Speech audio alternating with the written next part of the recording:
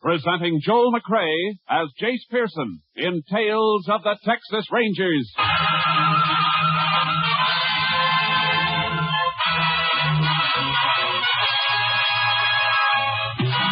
Tales of the Texas Rangers, authentic stories from their official files.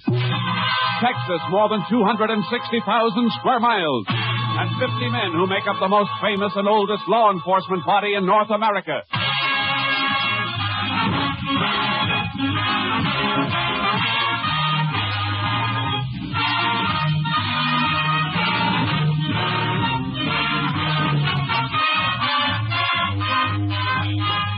Now, from the files of the Texas Rangers come these stories based on fact.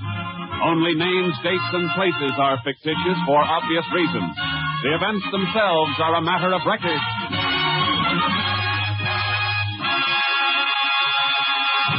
Tonight's transcribed case, Dead or Alive.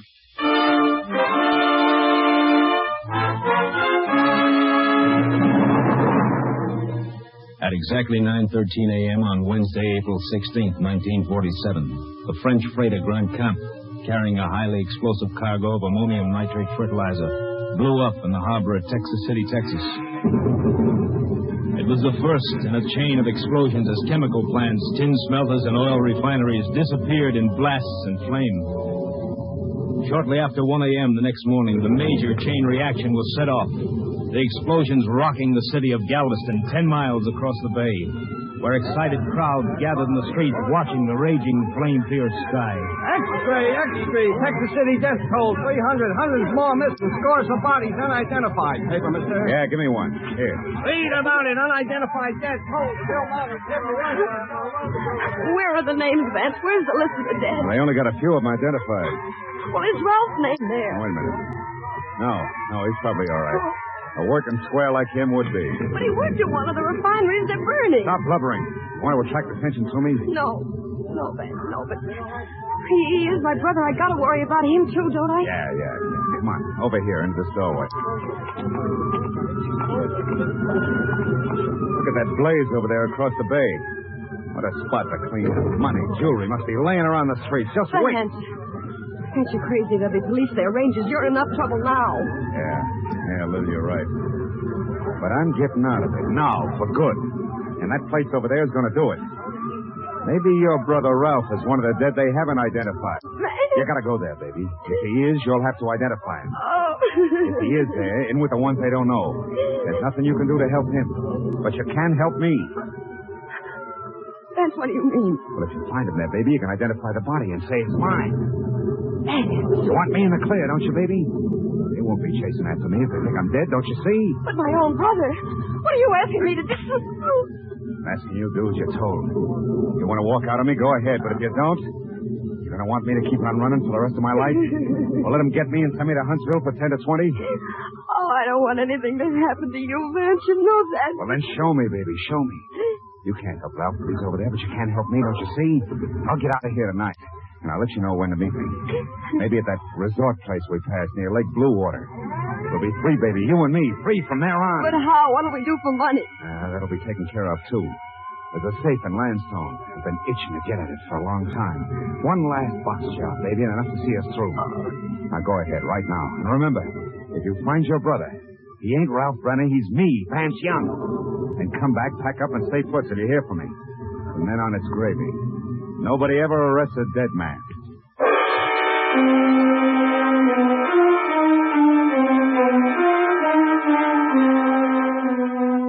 By Friday morning, April 18th, more than 200 bodies, many still unidentified, were laid out in the Texas City High School gymnasium. Texas Rangers, including Ranger Jace Pearson, were on hand to help distraught relatives make identification.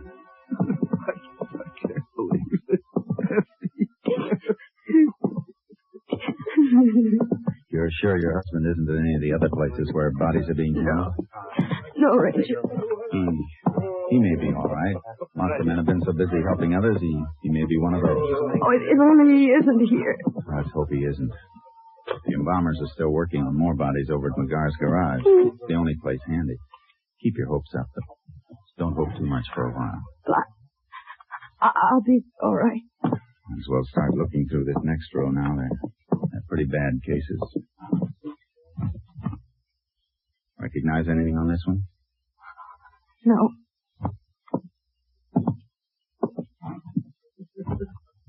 This? No?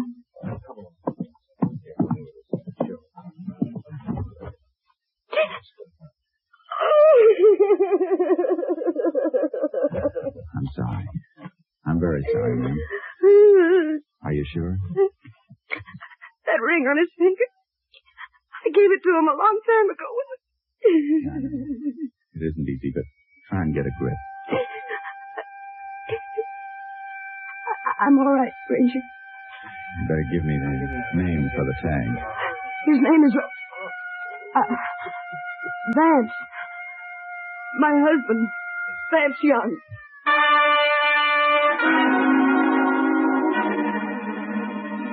Vance Young. The name burned in my mind like a branding iron. There was no time to ask her, and yet I had to ask. It was part of my job. I waited until we got out into the street. There's some information I have to get from you, Mrs. Young, about your husband. All right. Did he have a criminal record? Yes. Did you know we were looking for him? For a string of safecrackers? How does that matter now? He's dead, isn't he? Yes, I'm sorry, Mrs. Young. We'll find some men at the desk in that building across the way. They'll help you with funeral arrangements. All right. Thank you very much. Vance Young. Jake! Hey, Jake! Huh? Oh, hello, Kurt. Captain Stinson wants us. Where is he? The mobile unit? Let's go. I'll be glad when this assignment is over. I hope we never see another one like it. Yeah, I helped with 5 identifications today. You stand there with somebody and see their life fall apart because of a freak accident. The woman who just left you, she find somebody? Yeah, her husband. Kurtz, it was Vance Young. Vance Young? The knob knocker? Yeah. Looks like the explosion ended his case for our files. Don't you think we better check the body for prints and marks? He got it too badly. She identified him by a ring. Unidentified bodies give a knob knocker like Young a big chance to disappear. I thought of that, too. Except for one thing. That woman's grief was real. She wasn't faking it. A week passed. A week of horror and nightmares. Till the fires in Texas City were controlled and stopped. And men with tight lips and grim courage started to rebuild the ruins. Most of us Rangers went back to regular duty in our regular areas. Then one day, while Bud Kurtz and I had just finished a routine job and were driving back to headquarters, a call came through via shortwave. KTXA to Unit 10. KTXA to Unit 10. Unit 10 to KTXA. Go ahead, KTXA. Unit 10, proceed immediately to Landstone, Texas, Alpha County. Safe of mercantile store burglarized there at 4 a.m. today. Crime reported by owner when store opened at 9:30 a.m. this date. Any lead on responsible subject? Subject unidentified, but known to be one man working alone, according to information given by Watchman. Watchman was overpowered, being treated at Landstone Emergency Hospital. Units 10 and 6 proceeding to Landstone. We'll keep KTXA informed. Unit 10, 10-4. Assignment authority, Captain Stinson. KTXA Austin. Landstone, about 40 miles, Jace. Yeah. Knob-knocking job, huh? Yeah. At least, though, there's one safe specialist we can eliminate right from scratch on this one. Oh, Vance Young. Oh, yeah, I almost forgot about him. Dead men don't rob safes, do they?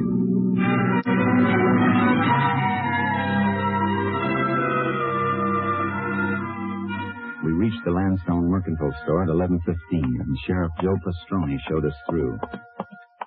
These back rooms are used for storage. He came in through the back, went through that door over there to the general office. That's where the safe is. How'd he get into the building? Forced the watchman to let him in. Watchman patrols this whole area, door shaker. Has keys to get into all the stores if he sees anything that looks funny. And then he must have met the safecracker outside. Yeah, I guess so. Watchman was pretty dazed this morning. The doctor's patching him up at the hospital. Deputy will drive him back here as soon as his head's fixed. Now, as you can see, been over everything for fingerprints. You find any? Sure, hundreds. They probably all belong to employees of the store. Best bet is to check the prints on the safe first. Already did that. Only 2 sets. Owner of the store and the bookkeeper. Well, that won't tell us anything, Jace, unless one of them robbed the store. Isn't likely. Better have a look at the safe now, Sheriff. Sure thing. Last office back here. What make is the safe, Sheriff? It's Will's Atlas, new model. It's a tough box, Jace. Steel and wrought iron plates and more alarm wires than a marionette show. Yeah, but a good safecracker could divert the alarm circuit without tripping it.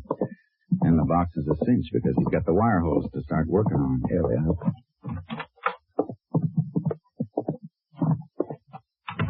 You figured it, Jace. Backplate blown clean out. Yeah, he didn't even have to drill. Small nitro charges in the wire hose, and it was as good as having the combination. Here's where he jumped the alarm circuit. Neat hookup, all right. You take the pictures of all this, Sheriff? Yeah, I can pick up a set of my office if you like. Thanks. Oh, Winky. Howdy, Sheriff. Rangers. I've been waiting for you. This is a watchman. How's your head? Well, aspirin ain't going to help it any, I'll tell you that. You going to get the fella? We'll be able to answer that better when the fingerprints are checked. Fingerprints? He ain't going to find any he left. He was wearing gloves. I figured, Jace. Yeah. Tell me, Winky, would you recognize the man if you saw him again? Could you pick out his picture? Yeah. If I had his picture took with a sack over his head, I could. That ain't likely. You mean his face was covered? Have a sack over his head, like I told you. Holes for the eyes. He ain't going to catch him by no fingerprints or pictures. Maybe you ain't going to catch him at all. Oh, I wouldn't say that, Winky. Sheriff, would you mind going down to your office for prints of the pictures of the scene here? I'd like them sent on to my headquarters for an MO check. Sure. Take care of it right away.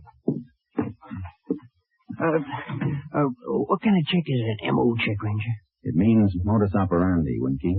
All criminals have definite methods and habits. They're repeated on each job they do. Forms a pattern. Well, there's sure a pattern here, all right, Jace. Method of entry, where that circuit was jumped, sack mask, nitro charge, and a wire hose. Yeah, and it fits 3 men. 3 safecrackers we've followed before. Yeah, there's Bert Larkin. He's still doing time in Folsom for a job he pulled on the coast. Yeah. And the other 2 are Jack Fontaine and Vance Young. Yeah, but Young is dead.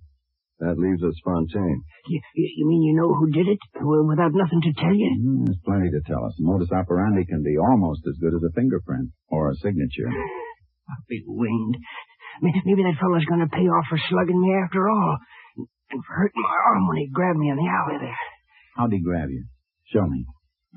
Go ahead, show me. On you? Well, let's see. You whipped my arm up behind me like this. Then he jabbed a thumb up behind my ear like this. Sure hurts, don't it? Sure does. Well, you can let go now. Judo. Still fits Fontaine, Jace. Yeah. Or Vance Young. He used it, too, on other jobs. When did he slug you? After he made me open up the back door and let him in. You mean he sneaked up on you before you could draw your gun? Sneaked nothing. That's why I didn't get onto him at first. Heard him come walking through the alley toward me like he's taking a shortcut. You heard him? Yeah, it was dark, so I didn't see the mask until I lit a match. He asked for a light, see? Then he grabbed me. He got me inside here and beat on me and kicked me. Jace, that doesn't sound like Fontaine. It wasn't Fontaine. He always sneaked a watchman from behind, and they never heard him. He always wore sneakers. Well, then who? Vance Young. That match trick is Vance Young's. But Young is dead. Maybe yes, maybe no. But I know one thing. I'm going to find out.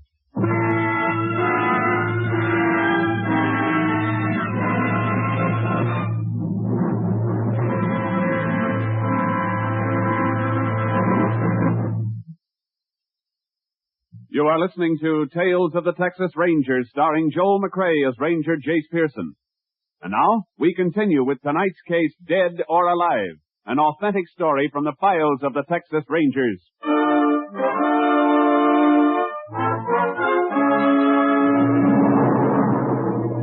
I headed for Texas City and Galveston. Kurtz and I had no way to move until we knew for certain whether Vance Young was dead or alive. As we drove, I put through a request for headquarters to dig up some information. We were still on the road when KTXA came up with the answers. KTXA to Unit 10. KTXA to Unit 10. Unit 10 to KTXA. Go ahead, KTXA. Have information you requested. Woman who identified body of Vance Young in Texas City gave name as Lillian Young, residing at 410 Harbor Lane, Galveston. Deceased was wearing ring used in identification. Has subject Lillian Young claimed ring? No claim has been filed yet. Ring still being held at property claims in Texas City. Unit 10 also requested check on place where body identified as Vance Young was originally found. Body was among those recovered from debris of Amalgamated Refinery Plant 7. Unit 10 believes identification may have been falsified. Possibility Vance Young still alive.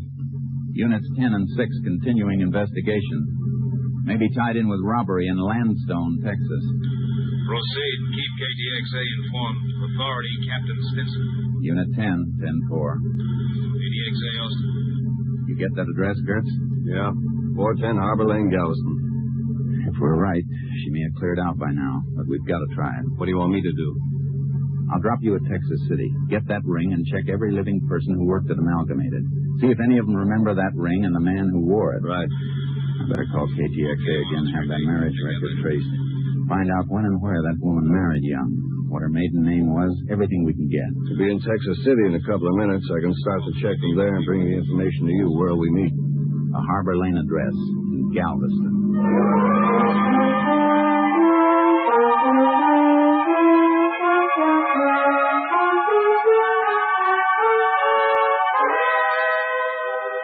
I found the rooming house Lillian and Vance Young had lived in, but I was too late. Lillian Young had checked out the day before. The landlord showed me the room.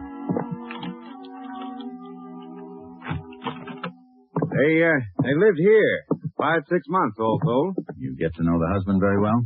I tell you the truth, Ranger, I hardly ever saw him. Only time he ever left the place was at night. His wife said his eyes got hurt in the war or something. The sunlight bothered him. When did you see him last? When they moved out? No, he wasn't with her then. Last I saw him was, he went out about a week ago. Night of the big blast over at Texas City. Cracked the wall plaster here. Are you sure you didn't see him after that? Oh, I'm positive. I don't think he ever did come back. Didn't even hear no talking from the room, just her. Crying an awful lot. I see. She decided to leave kind of sudden? Oh, like a jackrabbit hearing a hound dog. Left for work yesterday morning, came steaming back about an hour later. Give me the keys, pack up, and left. Came back from work. You know where she worked? Yeah. She was a waitress. The Bayshore Diner. Bayshore Diner. Thanks.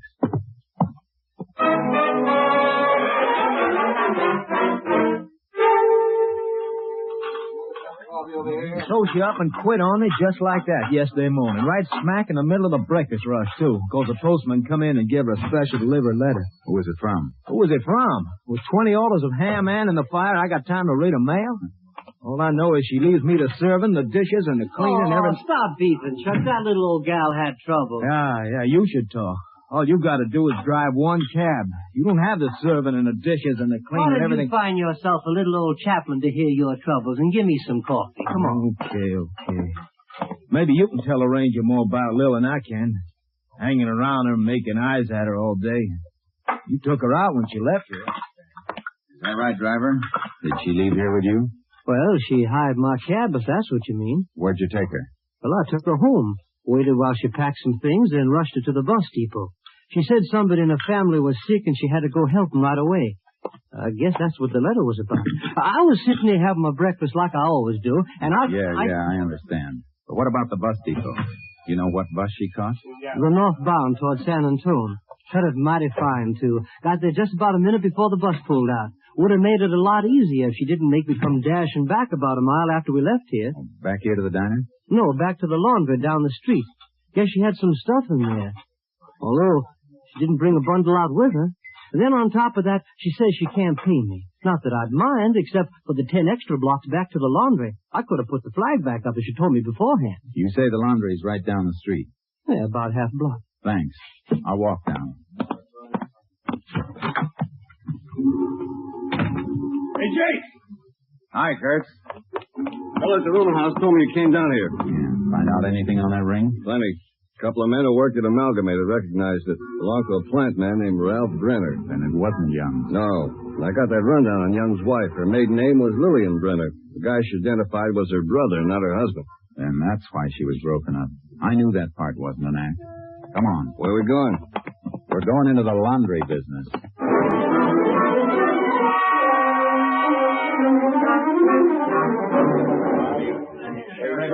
Yeah, she was real upset because the things wasn't ready, but you know how it was, Ranger. We was almost 10 days behind because of Texas City. They was even using our delivery trucks for emergency over there. Some of our men left the job to help out. Yeah, sure. But what did she leave here? Waitress uniforms? Oh, land, no. Diner up there has a regular uniform service. All she ever left here was men's shirts. Probably Vance's shirts, Jace. Yeah. Real good shirts, too, Ranger. The kind you don't have to starch at all. And real fancy colors, too. Dude wouldn't want to be found dead in some of them. Did she say she'd be back to pick them up? Oh, no. She asked me to send them to her, COD. Said she needed the money she had on her for traveling. Shirts like that, you'd think her and a man was living off the top of the hog, but... Sure. But did she give you an address? Oh, yeah. I got it right here in this book. Right here. She wrote it down herself. General delivery, Lake Bluewater. The shirts are ready now. I'm going to mail them out tonight when I leave. We'll save you the trouble. Wrap them up, and we'll deliver them for you.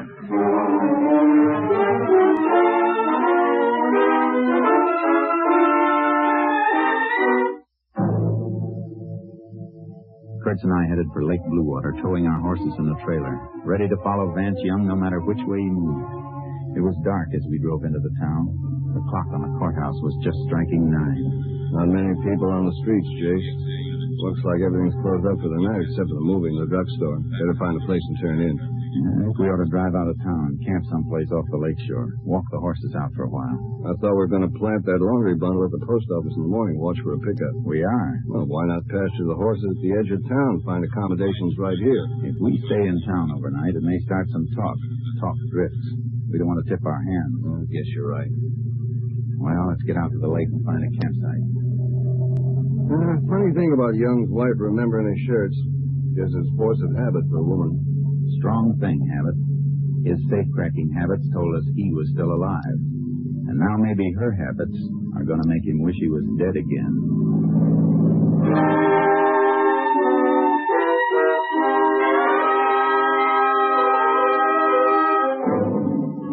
We took the road for the lake, past the summer cottages skirting the shore on one side of it.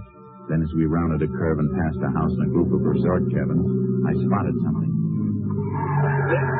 Hey, Jace, what's the matter? I saw something. Wait till I back up. Headlights picked it up as we came around this curve. There. Look at those. All I see is the back of a few cabins, some wash on the line. Look at those 2 shirts on the end of the line. Look like a couple of rainbows, even in this light. Hey.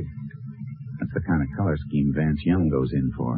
Shirts we have in the laundry bundle are just like those. Lights on in a few of the cabins. Yeah, I'm going to leave the car here while we have a look at those shirts. Horse trailer will make too much of a racket if we drive in. Yeah, no chance of being taken for tourists with that on the back. Better cut the motor and douse the headlights. Yeah. What was the laundry mark on those shirts we've got? 410 mark. That was the number of their house in Galveston. Come on. Let's see if we can find it on that line. And close the car doors easy. Right.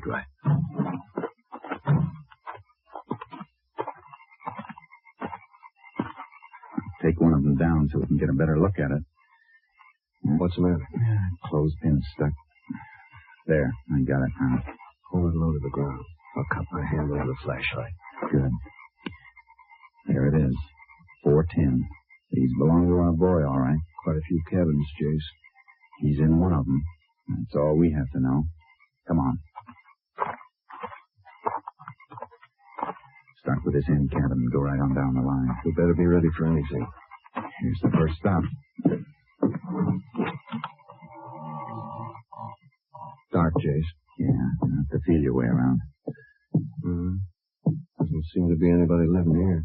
No, this one's empty. Now let's move on. Oh, you... What? Hey, put that flash out before I fire. No. Oh, Rangers, I'll put it on. That's better. Who are you? Name's Ed Bullock. I own these cabins. Just walking back from the boat dock with a couple of guests. Saw you sneaking in the dark. You looking for a place to stay? No. We're looking for a couple named Young. Oh, well, that's funny. It was Mr. Young who spotted your shadows. Hey, Mr. Young. Was that Young just with you? Yeah. Him and his wife was right behind me when I flashed light in it here. They spotted us, Jace. Yeah. Come on. Hey, hit my boat. Somebody started my boat. Is that the only boat you got down there? Only one with a motor. There's a canoe. We're not going to reach them, Jace. They'll head across the lake. How far is it, Bullet? A mile and a half. Kurtz, grab your horse from the trailer. You can beat him around to the far side if you ride hard. When you get there, flash your light. That'll keep him from trying the shore over there. Right. What about you? I'm taking the canoe. And hurry! We'll get him. Ranger, I better go up back to the office. My wife... You can think later, Mr. Bullock. Right now I need you. I'm going out in the canoe. Flash your light from this shore. They'll think I'm here and they won't dare land on either side. But make sure you don't turn the light on me in this canoe. All right, Bullock.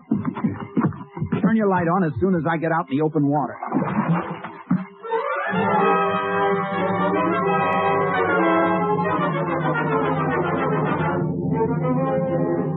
The canoe toward the center of the lake. Kurtz beat the Youngs around to the opposite shore, and I could still hear their motor when I saw the beam of Kurt's light. The Youngs saw it, too. The beam wasn't strong enough to reach them. I heard the boat in a turn, and the motor came back toward me for a moment. Then it went dead on the dark water. What'd you stop the motor for, Ben? Shut up. They're waiting for us on each shore.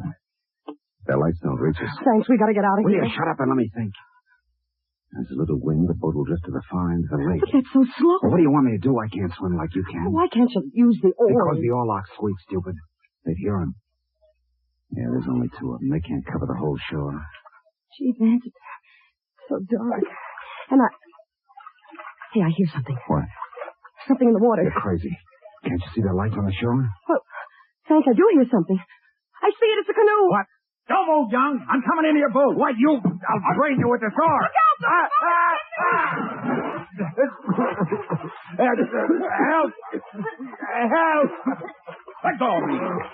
Let go! Hey, have you got him? He can't swim. Where he's going, it won't matter. Grab onto the canoe and kick for shore. I got a nice dry shirt waiting for him.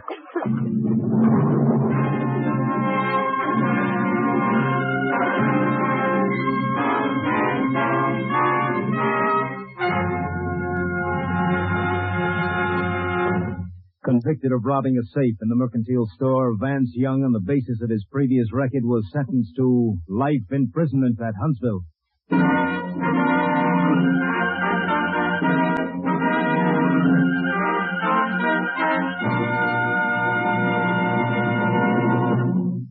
This is Joel McCrae. Many of our listeners, particularly in Texas, recall these cases we've been dramatizing, and some listeners have sent in questions about the Rangers. Yes, it's true. There are only 50 Texas Rangers. And to show you how busy these Rangers are, from 1946 to 1948, the Rangers handled nearly 17,000 cases. With Texas as big as it is, that means they cover about 4 times greater area per man than any other police officer in the world. Next week, we'll have another authentic story I believe you'll enjoy very much. Like the others, it's based on their official files, adding further glory to the Rangers. Hope you'll be listening. Good night. Next week, Joel McCrae in another authentic reenactment of a case from the files of the Texas Rangers. Joel McCrae is currently seen starring in the MGM production Stars in My Crown. This story was transcribed and adapted by Joel Murcott, and the program was produced and directed by Stacy Keith. This is Hal Gibney speaking. 3 chimes mean good times on NBC. Your Saturday hour of fun begins in 4 weeks. You'll hear Judy Canova and this young man. Hello, everybody. This is Dennis Day. On October 7th, I'll be starting a new season on the air. There'll be fun for all, lots of music and laughs. So join us for our opening show, October 7th, over your favorite NBC station. Yes, beginning October 7th, hear Dennis Day, then Judy Canova in an hour of fun on NBC. 3 chimes mean good times on NBC.